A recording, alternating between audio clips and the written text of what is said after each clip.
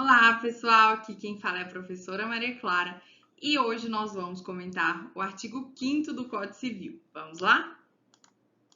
Artigo 5º. A menoridade cessa aos 18 anos completos quando a pessoa fica habilitada à prática de todos os atos da vida civil.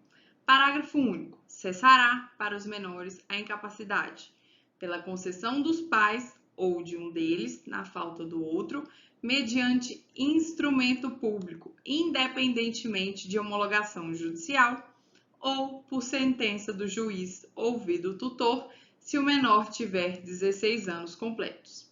Aqui, o inciso 1 trata da emancipação.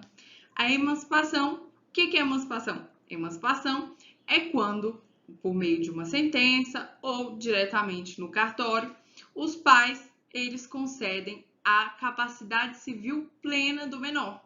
Então, aquele menor que tiver 16 anos completo, ele pode ser emancipado e os efeitos são a capacidade civil plena na esfera civil. Pode revogar a emancipação? Em regra, a emancipação ela é irrevogável. Os pais não podem emancipar seus filhos e depois revogar. Existe uma exceção, que é no caso de vício de vontade, por exemplo, uma coação. O pai ali foi coagido a conceder essa emancipação. Aí ela vai poder ser revogada. Tem o enunciado 397 da CCJ que fala: a emancipação por concessão dos pais ou por sentença do juiz está sujeita à desconstituição por vício de vontade, que é, por exemplo, a coação.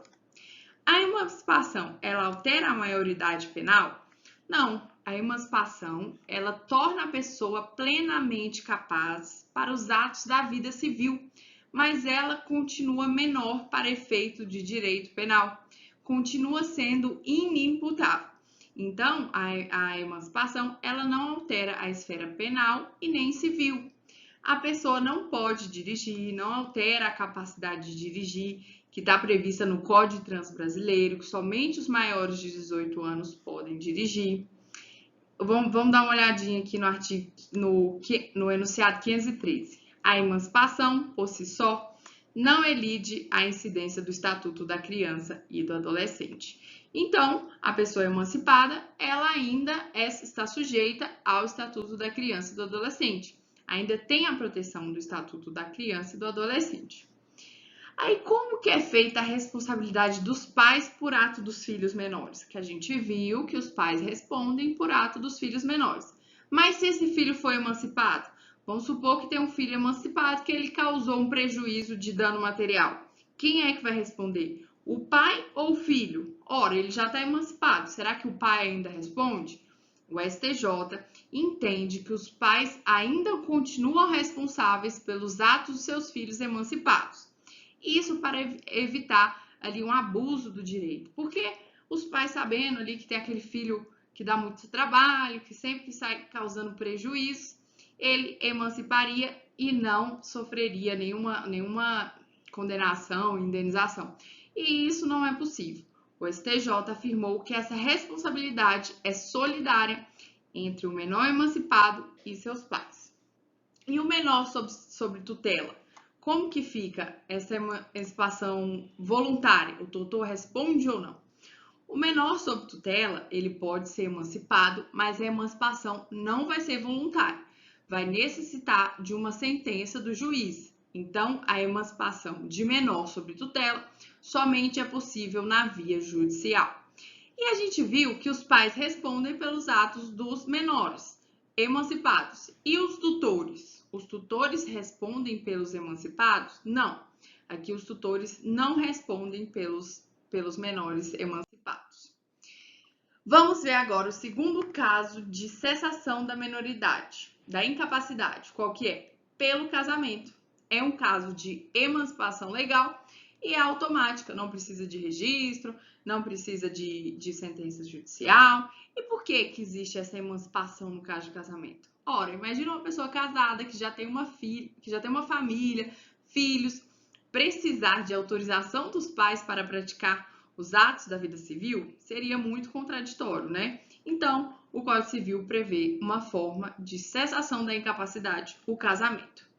E agora, Se o menor ele é emancipado, ele pode casar sem autorização dos pais? Sim, o menor emancipado pode casar sem autorização dos pais. Então, vamos supor que a pessoa foi casada e logo o seu esposo, sua esposa, faleceu, essa pessoa ficou viúva.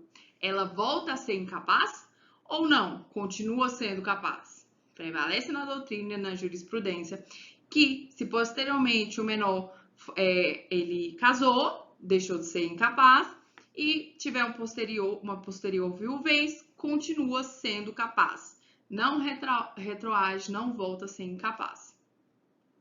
Tanto no divórcio quanto na viuvez. Agora, no caso de casamento nulo. No caso de casamento nulo, em regra, se é um ato nulo, ele não tem efeito jurídico. Então, ele voltaria a ser incapaz. Salvo no caso de boa-fé, que é naqueles casos de casamento putativo, em que é válido para aquele companheiro ou aquele cônjuge que agiu de boa-fé. Existe previsão expressa no artigo 1561 do Código Civil. Embora anulável ou mesmo nulo, se contraído de boa-fé por ambos os cônjuges, o casamento, em relação a esse como aos filhos, produz todos os efeitos até o dia da sentença anulatória. Se um dos cônjuges estava de boa-fé ao celebrar o casamento, os seus efeitos civis só a ele e aos filhos aproveitarão. Então, aqui, o casamento putativo, aquele que estava de boa-fé vai aproveitar e o menor não vai voltar a ser incapaz. Inciso 3. Outra causa de emancipação, pelo exercício de emprego público efetivo.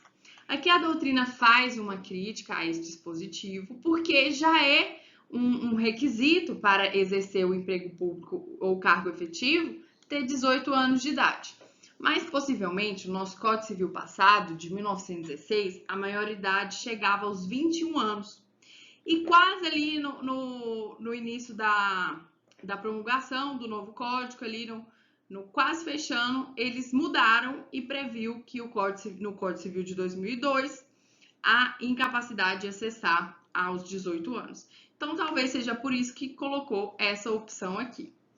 Aí, aqui a doutrina tentando salvar esse dispositivo, faz uma interpretação ampliativa e que cessaria a incapacidade o emprego de qualquer natureza, não só o emprego público efetivo, ali a CLT, mas isso não é uma tese majoritária. Por fim, inciso 4 e 5. Inciso 4, pela colação de grau em curso de ensino superior. Inciso 4 é muito raro, né? É muito raro uma pessoa conseguir colar grau ali com 18 anos de idade, conseguir já ser formada em Direito, Medicina e Nutrição. Enfim, é muito raro, mas pode acontecer. E se acontecer, a pessoa já vai ser capaz plenamente para os atos da vida civil. Por fim, o inciso 5, pelo estabelecimento civil ou comercial, ou pela existência de relação de emprego, desde que, em função deles, o menor com 16 anos completos tenha economia própria. Então, se tiver um estabelecimento, o menor já ter economia própria, conseguir se manter, ele vai se tornar plenamente capaz. E esse inciso até que é comum, hoje a gente tem muitos jovens que criam aplicativos, jogos, conseguem ter economia própria e se torna plenamente capaz para os atos da vida civil. Uma pergunta: se esse estabelecimento é recebido em herança, essa pessoa ela vai ter cessado a sua incapacidade? Existe uma certa divergência na doutrina, uma corrente entende que não, mas prevalece que sim. Mesmo se esse estabelecimento for recebido por herança, a pessoa vai deixar de ser incapaz.